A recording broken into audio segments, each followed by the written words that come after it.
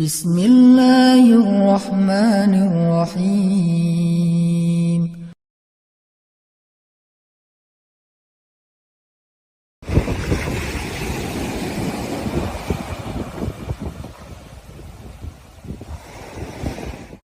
Saya mulai dengan sebuah pembahasan sederhana. Manakah yang lebih utama? Apakah kita itu menjadi miskin yang bersabar ataukah kaya yang bersyukur? Ini merupakan sebuah pertanyaan sederhana tetapi terkadang mengulik pada kehidupan kita dan pikiran kita dan belum tentu kita bisa menjawab masing-masing. Ada yang berkata mungkin si kaya yang bersyukur yang lebih utama karena dia banyak memberikan manfaat. Ada pula yang mengatakan si miskin yang bersabar ketika dia senantiasa ridho di dalam keputusan takdirnya. Maka sesungguhnya ini ada banyak sekali jawaban dari para ulama. Ada sebagian ulama yang mengatakan bahwasanya ketika engkau menjadi si miskin, tetapi engkau di dalam kemiskinanmu ketika engkau berpangku tangan, tidak pernah berikhtiar, tidak pernah bergerak untuk menjemput rezeki Allah, dan ketika engkau diperintahkan untuk bertebaran di atas muka bumi untuk mencari karunia Allah, engkau tidak bertebaran, dan engkau tidak pernah mengetuk ikhtiar dan tidak pernah melapangkan usaha di dalam menjemput setiap karunia yang Allah berikan di dalam kehidupan, maka sesungguhnya si miskin semacam ini tentunya bukan miskin yang mendapatkan keridhaan dari Allah atas sikapnya yang apatis dan atas pikirannya yang pesimis. Kalau ada yang kedua, bahwasanya ada yang kaya tetapi dia memiliki kesombongan dengan kemewahan yang dia peroleh, dia menghujat, dia menghinakan setiap orang. Tentunya ini juga bukan pilihan bagi seorang mukmin. Karena sesungguhnya kekayaan bukan untuk menjadikan kita meninggi, kekayaan pula bukan menjadikan jiwa kita melangit. Karena pada dasarnya bukan ini kekayaan yang diinginkan dan diridhoi oleh Allah Subhanahu wa taala. Tapi disinilah kita akhirnya paham. Para ulama lalu mengatakan, kalau ada seseorang ketika mereka di dalam kehidupan berikhtiar dan terus berusaha, lalu mereka mendapatkan kekayaan, di dalam kekayaan itu mereka akhirnya bersyukur kepada Allah, maka sesungguhnya ini adalah kemuliaan. Tapi ketika ada seseorang, ketika 1.000 langkah dia sudah lakukan, 1.000 strategi dia sudah kerjakan, 10.000 usaha telah dia rintis, tapi dia tetap mendapatkan berbagai macam keterbatasan, lalu dia bersabar, tentunya ini juga utama. Makanya akhirnya mengkerucut para ulama lalu mengatakan bahwasanya di antara keduanya yang paling utama adalah siapa yang paling bertakwa. Tentunya ini merupakan perkara yang kita harus memahami karena hari ini banyak sekali orang itu memiliki satu persepsi yang kurang tepat bahwasanya kekayaan itu seakan-akan merupakan sesuatu yang akan memperberat hisab. Memang betul, tetapi memahaminya hanya dari sudut pandang satu saja, tetapi tidak memandang secara utuh. Terkadang banyak orang yang mengatakan bahwasanya ketika kita miskin itu jauh lebih baik daripada nanti mendapatkan hisab yang panjang. Memang betul, tetapi tidak seluruhnya ini adalah benar. Ketika kemiskinan yang kita dapatkan hanya karena kita berpangku tangan lalu kita mencari pembenaran atas dalih ketika kondisi kita memang malas untuk bergerak dan malas berikhtiar. Makanya akhirnya disitulah kita mendapati justru yang kita dapatkan seluruh para ulama terdahulu, mereka itu memahami betul bahwasanya antara si miskin dan si miskin yang sabar dan kaya yang bersyukur ini, di situ ada penjelasan masing-masing. Tapi yang kita harus ingat adalah sesungguhnya kekayaan itu bukanlah musuh dalam kehidupan orang yang beriman selama ketika mereka mendapatkan kekayaan itu bisa memberikan keberkahan dan memberikan manfaat kepada banyak manusia. Ini yang kita harus pahami betul. Inilah yang dikatakan oleh Sufyan Ats-Tsauri. Sufyan Ats-Tsauri ini ulama besar. Nanti Bapak dan Ibu silahkan untuk mengecek di beberapa literasi dan referensi. Sufyan Ats-Tsauri itu mengatakan al-malu silahul mu'min. Sesungguhnya harta itu merupakan senjata orang yang beriman. Karena dengan harta yang kita miliki, menjadikan kita tidak menjadi kain lap dari kehidupan orang lain. Dengan harta yang kita miliki, tidak menjadikan kita menjual agama untuk bisa menjual fatwa demi mendapatkan keuntungan agama. Itu kata Sufyan Ats-Tsauri. Untuk memberikan arti di dalam kehidupan kita, bahwasanya harta itu ketika mereka dicari sama orang yang paham tentang kehidupan akhirat, dan tidak ada niatan untuk memperkaya dan bagaimana dia merendahkan orang, sesungguhnya harta itu kondisinya dalam kondisi netral, tergantung siapa yang menggenggamnya. Makanya Rasulullah mengatakan dalam satu riwayat, la ba'sa bil ghina liman ittaqillah. Kamu tidak apa-apa kok kaya selama kamu itu bertakwa kepada Allah. Bahkan di sisi yang lainnya Allah juga menyampaikan kepada Rasulullah juga menyampaikan kepada kita, kita ini disuruh untuk iri. Kepada siapa kita dikondisikan untuk iri? Yaitu kepada dua orang. Yang pertama, orang yang alim dan solih, yang mereka memiliki ilmu dan mereka menggunakan ilmunya untuk beramal dan mereka berdakwah. Orang semacam ini kita harus iri. Iri yang melejitkan potensi. Jadi Islam itu merawat iri dalam tanda petik yang sifatnya melejitkan potensi.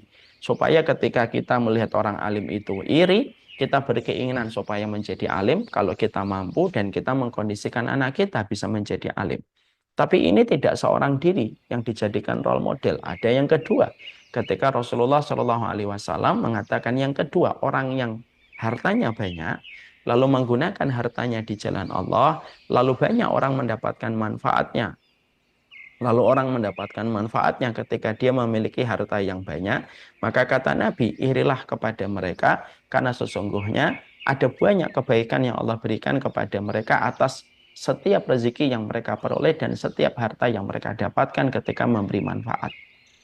Yang menarik dalam hadis ini adalah iri hati yang melejitkan potensi. Dan iri hatinya bukan hanya kepada yang solih, lagi alim. Dengan keilmuannya ketika dia hafal Quran, ketika hafal hadis. Betul, kita iri. Supaya kita bisa mendekati kedudukan dan posisi mereka. Tapi juga ada yang kedua. Kita diperintahkan untuk iri. Kita diperintahkan untuk iri kepada orang kaya ketika orang kaya itu memiliki harta yang banyak, menggunakan hartanya memberi manfaat, maka kita disuruh iri kepada mereka, melejitkan potensi. Inilah yang menjadikan kita akhirnya paham. Kita menjadi pebisnis harus dimulai dari satu mindset yang benar. Bahwasanya bisnis yang kita rintis itu bukan sesuatu yang sifatnya menjemput kemewahan. Tapi bisnis yang kita rintis itu adalah karena kita tahu harta ini akan menjaga kehormatan kita supaya kita tidak menjadi beban bagi orang lain. Bisnis yang kita kelola itu menjaga kita supaya kita tidak menjadi lap dan menjadi keset bagi orang yang berbuat zalim. Dan sesungguhnya bisnis ini supaya kita tidak menjadi orang yang meminta-minta di dalam kehidupan kita. Supaya kita memiliki kehormatan, supaya kita memiliki pride, disitulah kita paham bahwasanya harta yang apabila diikhtiarkan dengan cara yang benar, dengan mindset yang benar, itu sesungguhnya merupakan sebuah kebaikan. Makanya tidak salah di dalam surat Al-Baqarah 180. Allah menyampaikan, intarka khairanil wasiyatu lil walidaini wal aqrabin. Allah menyebut harta pada surat Al-Baqarah 180. Itu ada sesuatu yang menarik. Allah memilih kata ketika Allah mendefinisikan harta, yaitu Allah memilih dengan kata khairan. Khairan itu kebaikan kalau secara makna bahasa. Tapi pada ayat itu kata khairan yang artinya kebaikan, Allah maknakan itu menjadi harta. Artinya harta pun bisa menjadi kebaikan. Ketika kita betul-betul mendapatkan dengan ikhtiar yang benar, dengan cara yang benar, maka sesungguhnya ketika mendapatkan harta itu dengan ikhtiar yang benar, itu yang akan menjadikan kita mendapatkan kebaikan dan itu memberikan keberkahan dalam kehidupan kita. Hasan al-Basri, beliau berdagang. Abdullah bin Mubarak, beliau berdagang. Imam Malik, beliau pun berbisnis. Sehingga akhirnya sesungguhnya jalan kesolihan itu tidak hanya melalui sholat semata. Jalan kesolihan itu tidak hanya ketika kita rukuk. Ada jalan kesolihan yang ditempuh para ulama terdahulu ketika mereka bukan hanya sholat, bukan hanya membaca kitab, tapi mereka berdagang, mereka berbisnis. Dan mereka pun mengatakan bahwasanya harta itu adalah sesuatu yang sifatnya baik selama digenggam oleh orang-orang yang bertakwa kepada Allah. Ada sebuah kisah yang sangat bagus sekali. Ini kisah nyata. Kisah nyata ini merubah mindsetnya seorang Imam Syafi'i. Kita paham Imam Syafi'i, ulama besar, dan kita sangat mencintai Imam Syafi'i. Banyak sekali mayoritas masyarakat di Indonesia, mereka menggunakan mazhab Syafi'i. Imam Syafi'i ini dulu muridnya Imam Malik. Imam Malik ini seorang ulama yang memiliki kekayaan yang luar biasa dengan dagangan yang beliau miliki. Imam Syafi'i pun termasuk orang yang mendapatkan beasiswa langsung dari Imam Malik. Sehingga kalau belajar kepada Imam Malik bukan hanya belajar kepada ilmunya, tapi juga mendapatkan rezeki dari sisi Imam Malik karena keberkahan harta yang dipegang oleh Imam Malik. Maka Imam Malik satu waktu merasa bahwasanya ilmu yang ada pada dirinya sudah habis. Maka beliau tahu bahwasanya Imam Syafi'i ini merupakan muridnya yang pintar.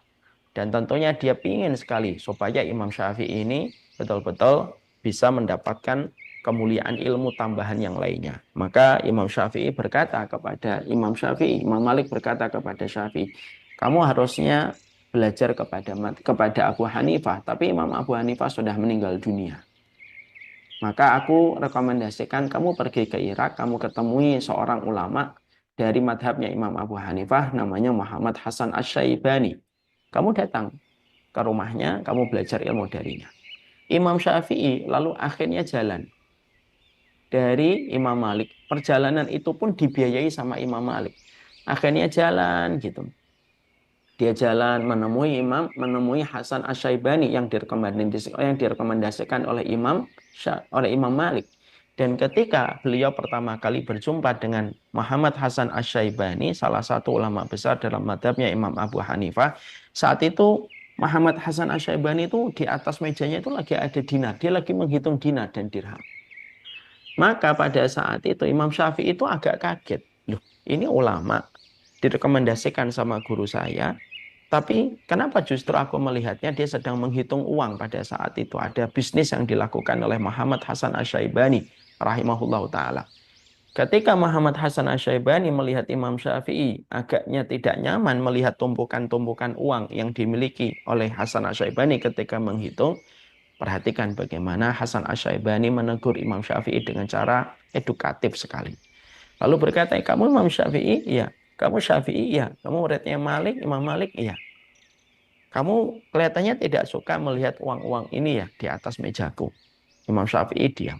Lalu Muhammad Hasan Asy-Syaibani berkata, ya sudahlah, uang ini kita kasihkan kepada para fasik, kepada orang-orang dolim, kita kasihkan uang-uang ini kepada mereka supaya kita tidak usah megang uang-uang kayak gini. Imam Syafi'i ketika mendengar tawaran itu yang disampaikan oleh Hasan Asy-Syaibani, Imam Syafi'i langsung, loh jangan, biarkan uang ini di tanganmu. Karena ketika uang ini di tanganmu, ada banyak orang fakir miskin yang nanti mendapatkan bantuan. Ada banyak murid-murid dan para penuntut ilmu yang nanti mendapatkan manfaat. Ada banyak madaris, ada banyak kutab yang nanti akan mendapatkan bantuan dari dirimu. Kalau uang ini berada di tangan orang-orang alim. Karena Imam Syafi'i juga mendapatkan keberkahan dari hartanya Imam Malik. Maka akhirnya Imam Hasan Asy-Syaibani akhirnya senang dan dia tersenyum. Edukasi dia kepada Imam Syafi'i berhasil. Maka Imam Syafi'i lalu berkata, dulunya sebelum aku ketemu figurnya Imam Malik, ketemu dengan figurnya Hasan Asy-Syaibani, saya berpikir bahwasanya orang mukmin itu harusnya bersih tangannya dari harta. Tapi setelah aku berdialog dengan Hasan Asy-Syaibani, justru aku berpikir bahwasanya karunia Allah itu harusnya diambil sama orang-orang yang beriman. Karena ketika diambil sama orang yang beriman, ada banyak sekali orang yang mendapatkan manfaat. Masjid mendapatkan manfaat. Orang-orang anak yatim akan mendapatkan manfaat ketika itu dikelola sama orang yang beriman. Inilah yang disebut dengan mindset yang benar. Karena kalau kita sudah memiliki mindset bahwasanya harta yang banyak itu adalah kehinaan karena menjadikan kita dihisap lebih panjang, maka kita sesungguhnya menyangka itu ilmu, tapi bukan sesuatu yang sifatnya utuh secara benar. Makanya ketika menjadi kaya yang bersyukur, ketika memberi manfaat, itu pada dasarnya jauh lebih baik daripada kondisi lain, daripada kondisi ketika miskin bersabar, ketika dia tidak pernah berusaha. Karena ketika seseorang diberikan kemiskinan, tapi dia tidak berusaha, maka sesungguhnya itu merupakan sebuah kekeliruan. Kecuali ketika dia menjadi miskin karena sudah berusaha, maka dia tetap mulia di sisi Allah.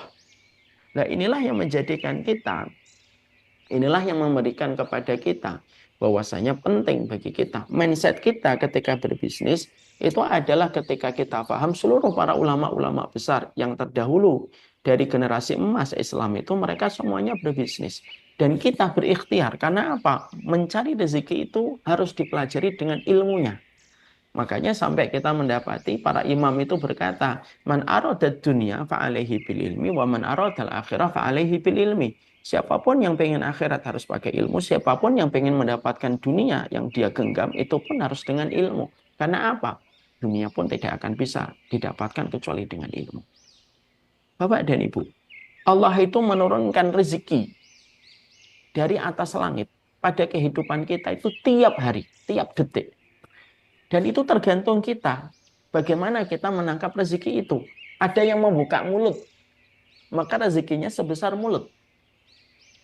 Ada yang mereka itu mengambil gayung, rezekinya sebanyak gayung. Ada yang mengambil ember, rezekinya sebesar ember.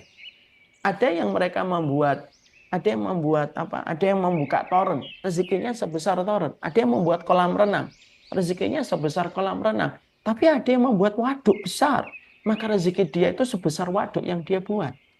Rezeki Allah itu turun ke dalam kehidupan di dunia itu tiap detik. Dan Allah itu menyampaikan kepada kita karena dunia itu merupakan salah satu nikmat yang Allah turunkan. Maka ambillah dunia dengan cara yang terbaik supaya digenggam sama manusia yang terbaik. Supaya dibelanjakan di tempat yang terbaik. Karena dunia itu yang menurunkan itu adalah Allah. Dan sebenarnya Allah itu menginginkan orang beriman itu untuk menggeliat, untuk menyibak segala jalan, untuk membersihkan segala rintangan. Supaya dia bisa mengambil karunia dari Allah. Makanya kalau kita dalam kehidupan ini setelah kita tahu rezeki Allah itu begitu besar, kita cuma membuka mulut, ya rezeki kita sebesar mulut. Tapi kalau kamu membawa gayung, ya rezeki kamu sebesar gayung. Kalau rezeki kamu membawa ember, ya sebesar ember.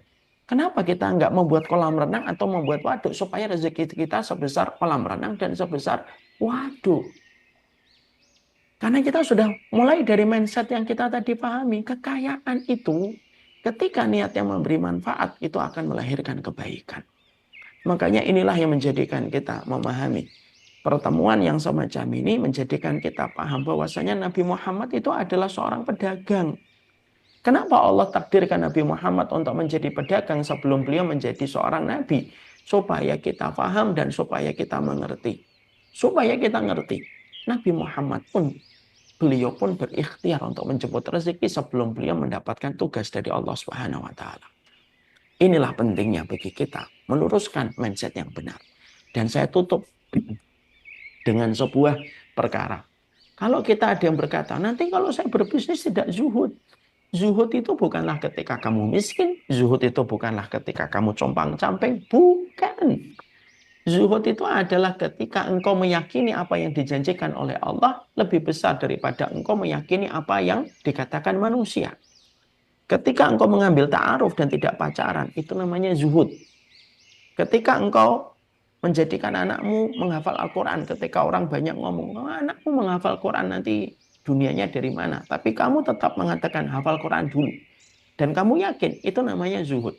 Ketika kita berbisnis tanpa kita menyentuh yang haram, lalu kita yakin bahwasanya bisnis yang halal itu ketika didatangkan dari sesuatu yang halal diikhtiarkan bersama dengan orang yang baik, dan itu kita pilih daripada kita memilih bisnis yang di dalamnya banyak sekali syubhatnya dan banyak sekali haramnya, itu namanya zuhud. Jadi ikhtiar kita menjadikan diri kita ingin kaya dengan kebaikan yang kita peroleh, maka itu pun merupakan bagian dari koridor zuhud di dalam kehidupan kita. Inilah yang menjadikan kita paham. Rasulullah pun adalah seorang pedagang. Tidak salah manusia terbaik dalam kehidupan kita. Seperti Sufyan Ats-Tsauri, Imam Malik, kemudian Abdullah bin Mubarak. Ini nama-nama yang mewakili ribuan orang salih. Mereka pun berdagang. Jangan malu. Berdagang bukan karena kita miskin. Berdagang bukan karena kita fakir. Berdagang bukan karena kita butuh. Berdagang itu merupakan culture-nya, kehidupan orang-orang solih pada agama yang mulia ini. Semoga Allah memberikan keberkahan untuk kita dan seluruh yang hadir pada kesempatan hari ini. Mari kita berikhtiar. Kita ciptakan pola menjemput rezeki. Supaya rezeki yang kita jemput dari Allah bukan hanya sebesar mulut. Tapi kalau bisa, kita belajar membuat kolamnya. Supaya rezeki kita sebesar kolam. Semua ada caranya. Semua ada metodenya. Rezeki datang dari Allah, zat yang sempurna, dijemput dengan cara yang terbaik, dibelanjakan dengan cara yang paling istimewa. Barakallah.